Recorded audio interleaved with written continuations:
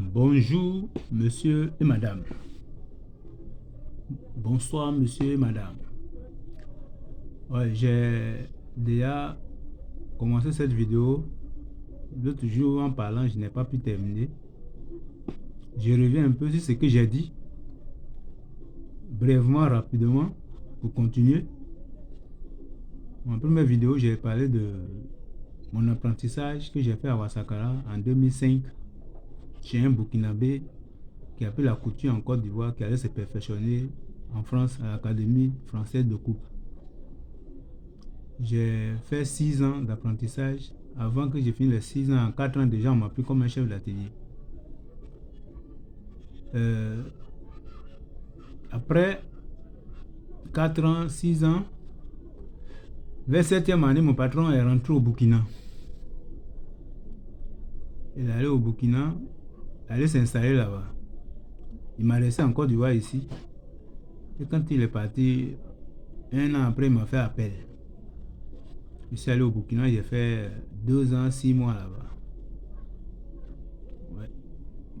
C'est là-bas, je me suis encore perfectionné en coupe. J'étais fort en couture, en coupe. Je ne maîtrisais pas certaines choses, mais au Burkina encore plus. J'ai appris plus la coupe classique dont je parlais.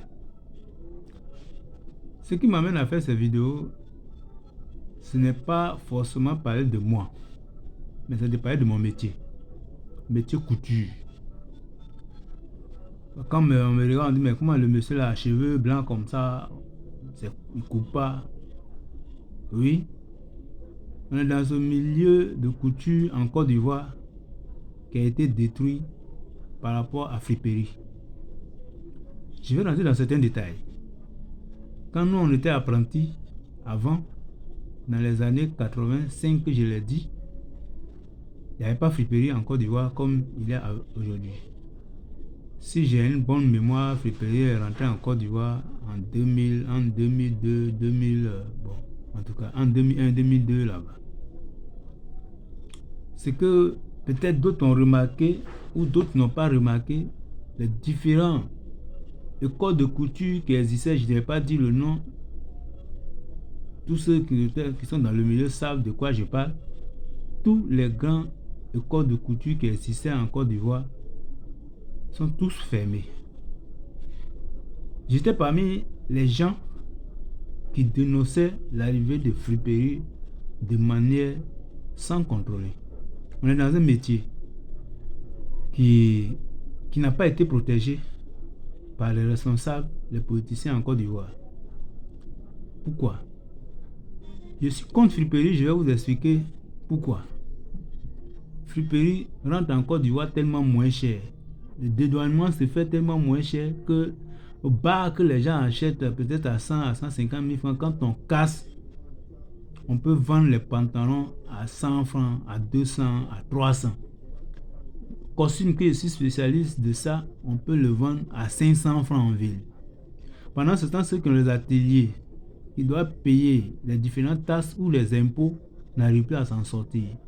On apprenait les filles dans les écoles de couture. Quand elles sortent, elles vont où? Les premiers sortants qui devaient servir d'exemple à ces filles, elles n'ont pas pu s'installer. Après 3 ans de formation, elles se retournent encore à aller apprendre d'autres métiers. Ils ont dépensé leur argent dans la couture, cadeau. Et quand les premiers sortants ne donnent pas bon signe, les parents ne s'intéressaient plus à envoyer les enfants à l'école. Donc il y a les écoles qui avaient 1000 élèves, presque 2000 élèves. Arrivé à un moment, ils se sont retrouvés à 100 élèves. Les choses ont diminué et tout s'est fermé. Ça ne fait rien. C'est un métier qu'aucun jeune actuellement, quand il dit d'apprendre, il ne s'intéresse pas parce qu'il n'y a rien dedans. Tous ceux qui pouvaient apprendre sont devenus tous les vendeurs de friperie. Je travaille seul. Je travaille seul depuis 20 ans. Je travaille seul chez moi à la maison. Parce que ça n'intéresse personne, la couture. Ça fait que moi-même, regarde comment je me suis habillé. En t-shirt friperie. La friperie a détruit beaucoup. Ça fait rien. Personne ne regarde. Je suis pas... Je vais donner les détails encore. Pourquoi la friperie peut rentrer en Côte d'Ivoire, mais avec un peu des règles. Si le dédouanement est cher, que quand on paye un bar, on peut aller vendre pantalon à 3 000, à 5 000. Bon, celui qui a envie de porter, il peut aller porter. Mais quand c'est moins cher, remarquez en Côte d'Ivoire, les gens ne s'habillent plus. Nos pagnes ivoiriens sont délaissés. Hein? Les gens s'habillent tous en friperie. Même des personnalités, mais c'est bien, ça vient en friperie. Chacun va quelque part à la boutique, il connaît un coin au plateau. Où les vestes là même, je n'ai pas dit le nom d'un atelier. Je sais qu'il y a des grands types que je connais parce que moi-même j'ai travaillé à côté. Des ministres même viennent prendre ils prennent les vestes là-bas. Hein? Et ces vestes-là, c'est les vestes friperies. On le retravaille, c'est tout. Pourtant, en Côte d'Ivoire, ici, il y a des couturiers comme moi qui peuvent faire des mêmes vestes. Mais on n'a plus de clients. La friperie a plus tout. Les couturiers même se sont transformés en diminuer les friperies, à refaire des friperies pour vendre. Dans ma prochaine vidéo, je vais rentrer dans d'autres détails pour donner la solution. Je compte sur vous. Moi, les gens disent mettez les bleus.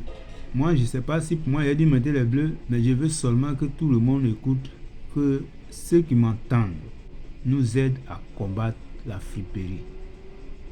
Ça, c'est mon métier. Mais ça peut aider beaucoup de jeunes Ivoiriens. Dans le milieu, moi, j'ai l'expérience, la qualité des tailleurs a diminué en Côte d'Ivoire. Il n'y a plus bons tailleurs. C'est des bricoleurs. Voilà, c'est des bricoleurs. Il n'y a plus bons tailleurs parce que friperie a tout détruit, les gens ne s'intéressent plus. Les gens n'en prennent plus. Merci.